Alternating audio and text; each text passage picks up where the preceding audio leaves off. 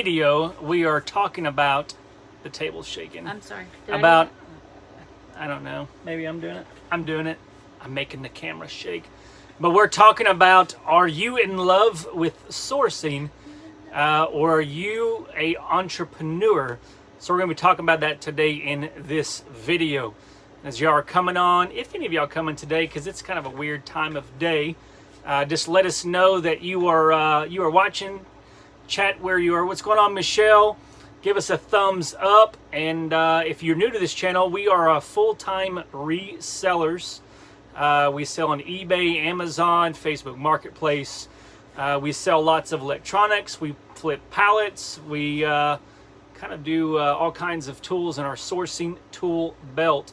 But today we're talking about the thrill of the hunt and people being infatuated with the hunt, but not really being successful resellers. So let's talk about that for a minute. Define kind of what I'm talking about. You know, just the question: Are you in love with sourcing?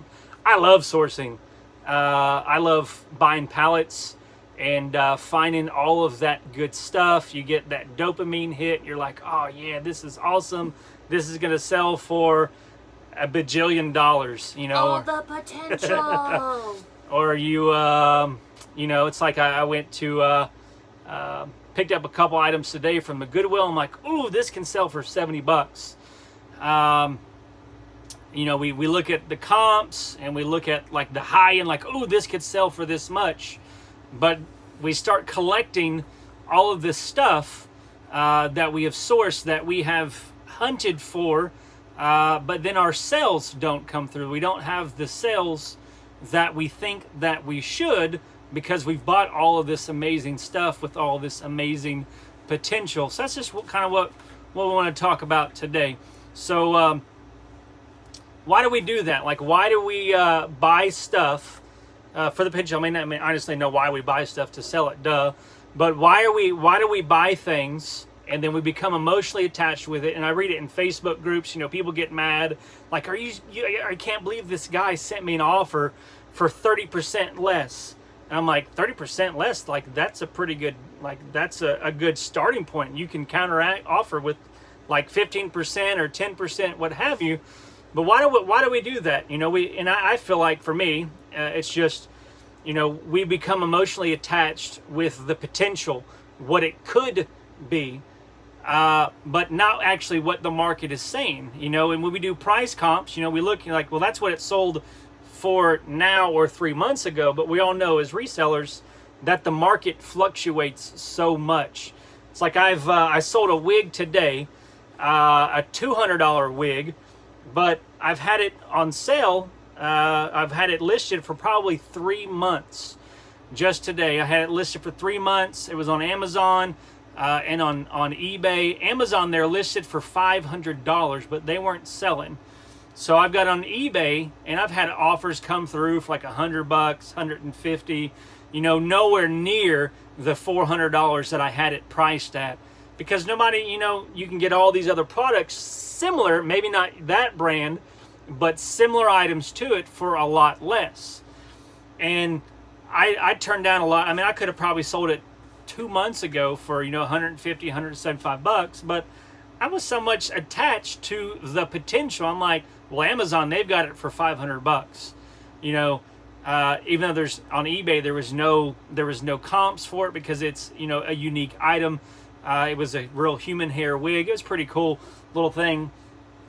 And but, you know, I've had a couple offers the last few days, and I'm like, if I can get a $200 offer, I'm going to sell it. So I sold it for $200, because for me, I could have held on to that thing for, I mean, well, granted, we didn't pay much for it.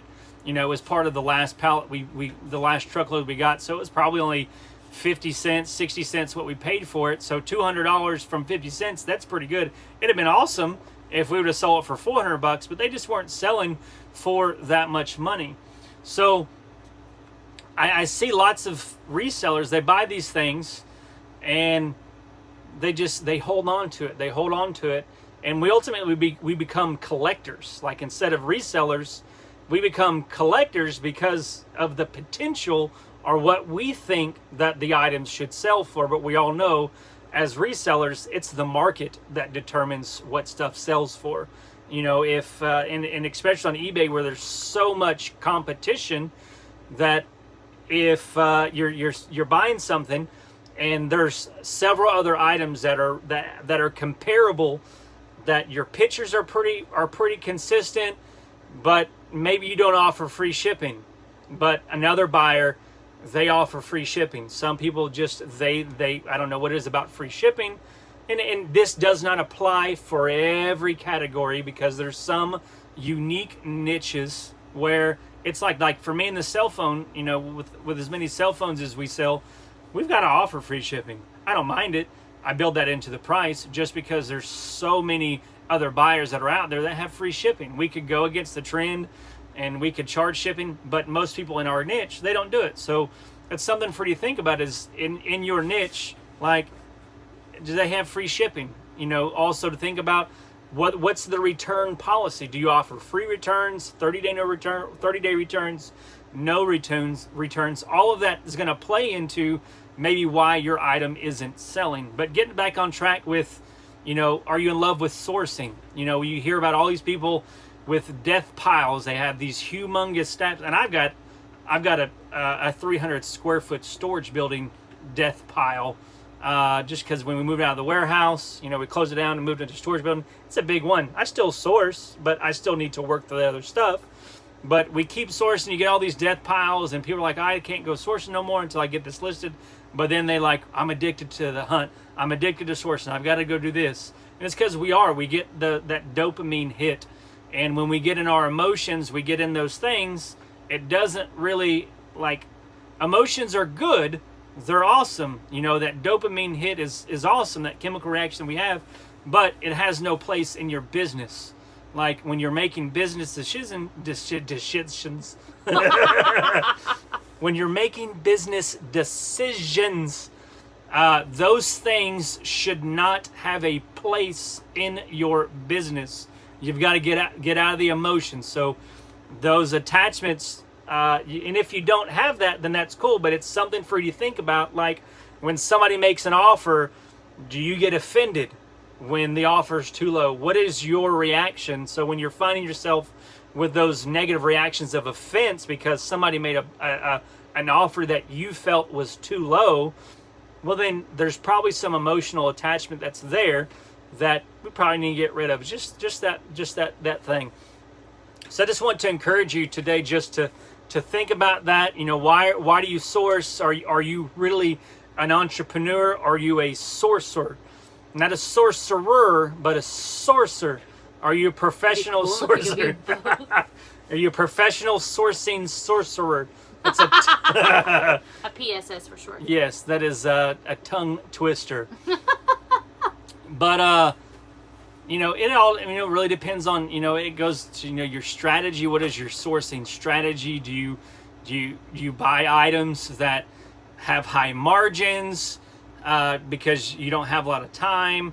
There's a lot of that to think about, but the gist of it is don't get so emotionally attached to the potential of what the item could sell for that you're leaving money on the table. I know for us, we don't have unlimited cash just sitting around.